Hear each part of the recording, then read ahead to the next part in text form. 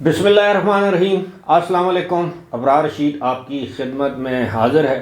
ہمارے حکمران چاہے منتخب ہوں، غیر منتخب ہوں، نگراں ہوں، جو بھی ہوں، عوام کو وہ سادگی کا، کفایت شعری کا درس دیتے ہوئے تھکتے نہیں، لیکن بات جب اپنے تک آ جاتی ہے تو ان کی عیاشیاں ایسے معلوم ہوتا ہے کہ جیسے مغل دور کے شہزادے ہوں۔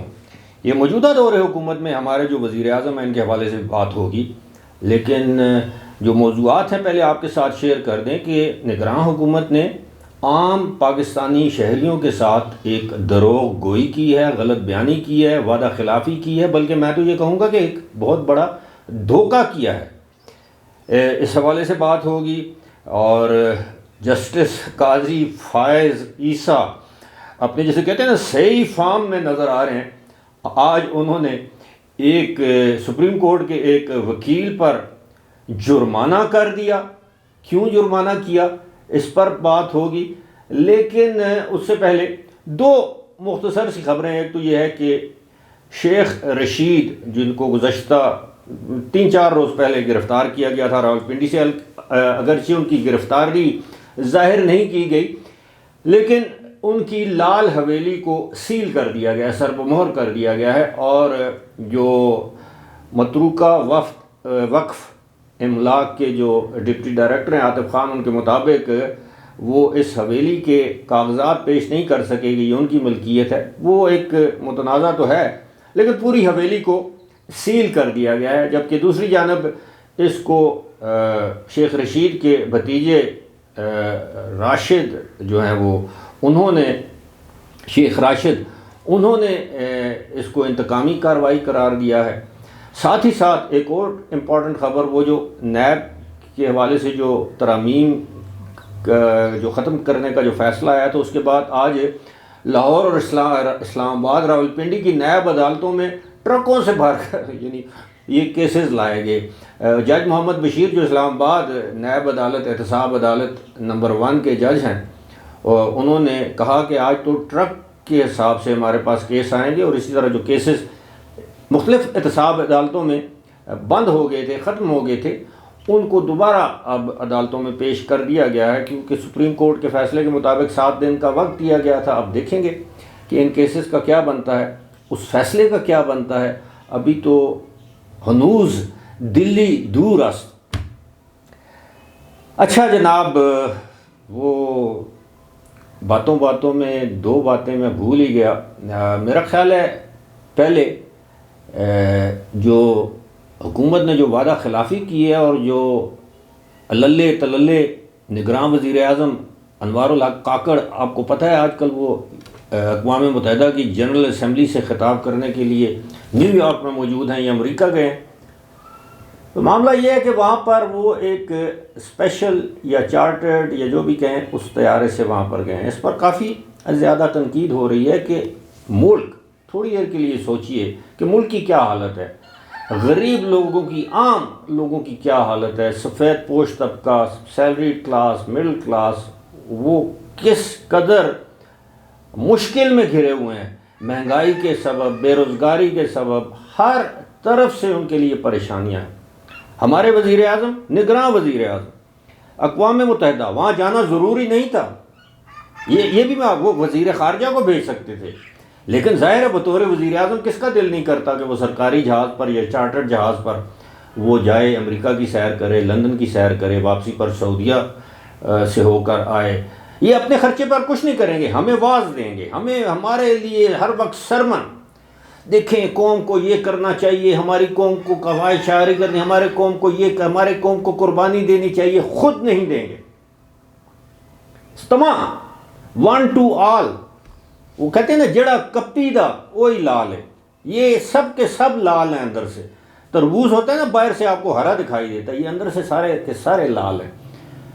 تو جناب موصوف وہاں پر گئے اور انہوں نے کیا تیر مارا ادھر، کوئی قابل ذکر لیڈر ان سے نہیں ملا۔ ایک ایرانی صدر سے ان کی ملاقات ہوئی ہے، اور پتہ نہیں کسی اور کوئی ایک، بہرحال میرا کہنے کا مقصد یہ ہے کہ دیکھیں وہاں پر یہ جہاز لے کر گئے ہیں، جہاز ادھر جب کسی ایئرپورٹ پر وہ پارک ہوتا ہے اس کی فیس ادا کرنی پڑتی ہے ڈالرز میں، فیول کی فیس ڈالرز میں، سارا کچھ اور یہ کسی کمرشل فلائٹ پر بھی جا سکتے تھے. ٹھیک ہے، میرا خیال ہے کہ پاکستان یعنی PIA کی فلائٹس شاید براہ راست امریکہ نہیں جاتی یا جاتی، اس کا مجھے واضح طور پر علم نہیں. اگر PIA کی فلائٹ جاتی ہے براستہ مانچسٹر یا برمنگھم یا ہیتھرو یا جس، آپ اس پہ جائیں، بزنس کلاس پہ چلے جائیں، پوری بزنس کلاس بک کر لیں، واپسی پر آ جائیں. اگر PIA ان دنوں نہیں جا رہی نیو یارک میں، وہاں پر اس پر پابندی ہے، میرا خیال ہے ٹورانٹو تو جا رہی ہے، لیکن چلیں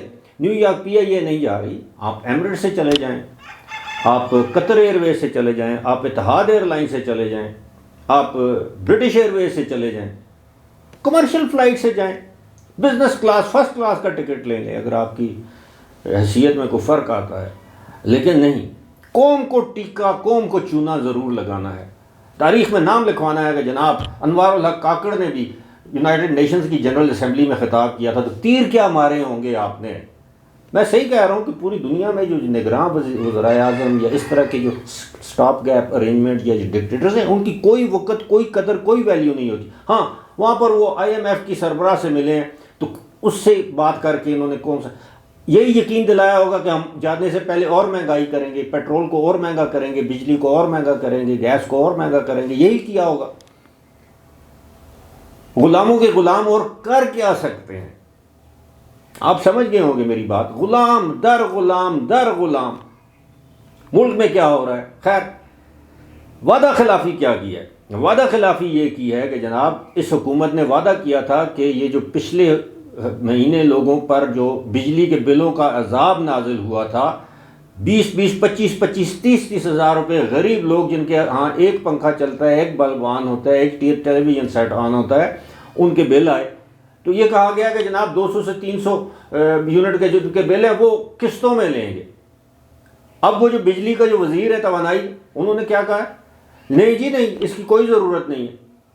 حالانکہ اس پر IMF بھی راضی ہو گئی تھی، لیکن ظاہر ہے عوام کا گلا کاٹنا تھا، کاٹ لیا، خون نکال لیا، چوس لیا، پی لیا. تو آپ یقین کیجئے. اور یہ کچھ لوگ کہہ رہے ہیں یہ آئندہ حکومت کے کانٹے صاف کر رہے ہیں. پتہ نہیں، یہ تو وقت بتائے گا. میں سمجھتا ہوں کہ یہ آئندہ حکومت کے لیے مزید کانٹے بچھا رہے ہیں. یہ ایک ایسے پلان پر عمل کر رہے ہیں کہ آنے والے انتخابات میں لوگ سیاستدانوں سے متنفر ہو جائیں.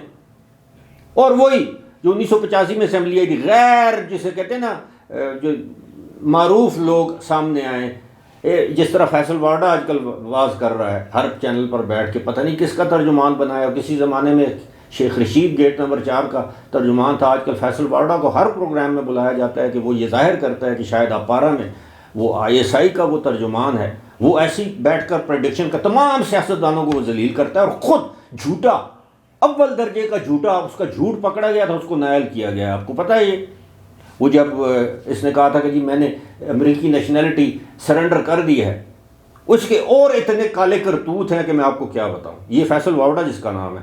لیکن ہمیشہ کانے لوگوں کو یہ ایجنسیاں استعمال کرتی ہیں نا، اپنے وقت پہ استعمال کیا پھر ڈسکارڈ کر دیا، اٹھا کے پھینک دیا. تو یہ مجھے تو یہ اس میں بھی سازش کی بو آ رہی ہے کہ جناب اس طرح کے لوگوں کو آگے لایا جائے گا کہ جن کی ڈوریں کسی وقت بھی، آپ سمجھ رہے ہوں گے.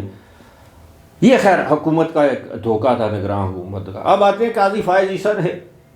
میں تھوڑا جذباتی ہو گیا، ظاہر ہے ہونا بھی چاہیے کہ یہ کیا ہو رہا ہے ہمارے ملک میں. قاضی فائز عیسیٰ نے جناب آج سپریم کورٹ میں ایک پٹیشن تھی، ایک سماعت تھی، اس میں کوئی دکانوں کے کرائے اور جائیدادوں کی منتقلی کے حوالے سے کیس چل رہا تھا. اس میں قاضی فائز عیسیٰ نے، وہ چیف جسٹس جو ہیں ہمارے، انہوں نے وکیل سے کہا کہ جی اس کے آپ دستاویزی ثبوت ہمارے سامنے لائیں.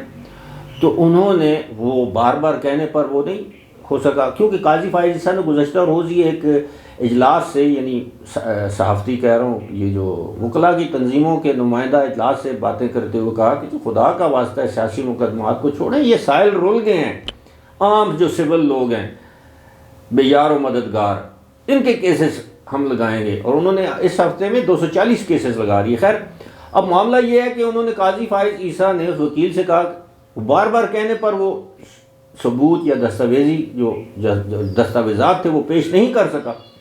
عدالت نے، یعنی قاضی فائز عیسیٰ نے اس وکیل پر، شعیب خان اس کا نام ہے، ان کا نام ہے، وہ ان پر 5,000 روپے جرمانہ عائد کر دیا اور کہا کہ آپ نے عدالت کا وقت ضائع کیا ہے، اور یہ کہا کہ یہ 5,000 روپیہ آپ کسی بھی خیراتی، مرضی کے خیراتی ادارے میں جمع کروا کے عدالت میں آ کے رسید جمع کروا دیں۔ اب پتہ نہیں وہ خود ہی نہ کہیں رسید بنا لیں کسی، آج کل تو 2 نمبر خیراتی ادارے بھی ہیں نا۔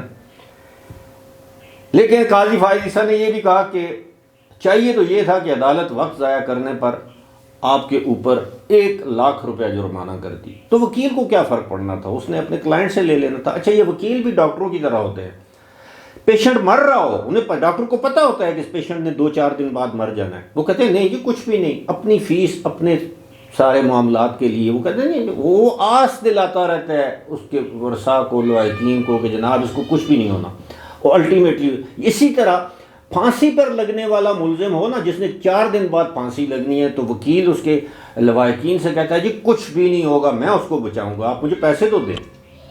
یہ وکیل انہیں پتہ ہوتا ہے کہ یہ کیس ہار جائیں گے۔ سپریم کورٹ لیول کا وکیل اب ظاہر ہے وہ 1,00,000-2,00,000 تو نہیں لے گا نا، کم از کم کوئی ماٹھا وکیل بھی ہو تو 5-10 لاکھ روپیہ لے گا، تو وہ آس دلاتے ہیں آگے جا کے نااہلی نالائقی۔ اس دن آپ نے دیکھ لیا وہ جو خواجہ طارق رحیم، بڑا نام سنتے تھے جناب، بہت بڑا وکیل پاکستان کا، 50 سالہ تجربہ، آئینی ماہر، فلاں ڈمکاں، اور عدالت میں آپ نے دیکھا گھگی بن گئی تھی، جیسے کوئی نالائق طالب علم کلاس، ہمارے دور میں کلاسز میں جو خلیفے جنہیں کہتے تھے بیک بینچر، نالائق طالب علم کو ٹیچر کھڑا کرتا تھا کہ یہ بتاؤ یہ کیا ہے، تو جس طرح کا وہ یہ اس طرح کے نالائق طالب علم کا کردار ادا کیا، یا تو اس طور پہ وہ جو خواجہ طارق رحیم، تو اسی طرح کے وکیل اب اتنا بڑا نام ایکسپوز ہوا ہے، وہ آپ نے دیکھا ہے، اور وہی ایکسپوز نہیں ہوا، وہ آپ کو پتہ ہے وہ جو جسٹس عائشہ ملک سفارشی جو جج آئی ہوئی ہیں، انہوں نے ایک زبردست پھل جھڑی ادھر پھینکی ہے، یا جو بھی ہے، کہ اگر فل کورٹ بینچ فیصلہ دے دے تو اس کی اپیل کہاں کی جائے۔ واہ، قربان سبحان اللہ آپ کے نالج پر، سپریم کورٹ کی جج ہیں آپ، اور آپ کو یہ نہیں پتا کہ سپریم کورٹ کے فل بینچ کا فیصلہ آخری ہوتا ہے، اس کے بعد اگر ریویو پٹیشن بھی دائر کی جائے گی تو سپریم کورٹ کا فل بینچ سنے گا۔ لیکن یہ قاضی فائز عیسیٰ نے یہ جو روایت ڈالی ہے نا، اب اس طرح کے نااہل نالائق وہ پھٹوں پہ بیٹھنے والے وکلا کم از کم ڈسکریج ہوں گے۔ امید ہے، پتہ نہیں آگے ہوگا کیا، کہیں ایسا نہ ہو یہ وکلا قاضی فائز عیسیٰ کے خلاف کوئی تحریک چلا دے۔ بہرحال فی الحال مجھے دیجیے اجازت، خدا حافظ۔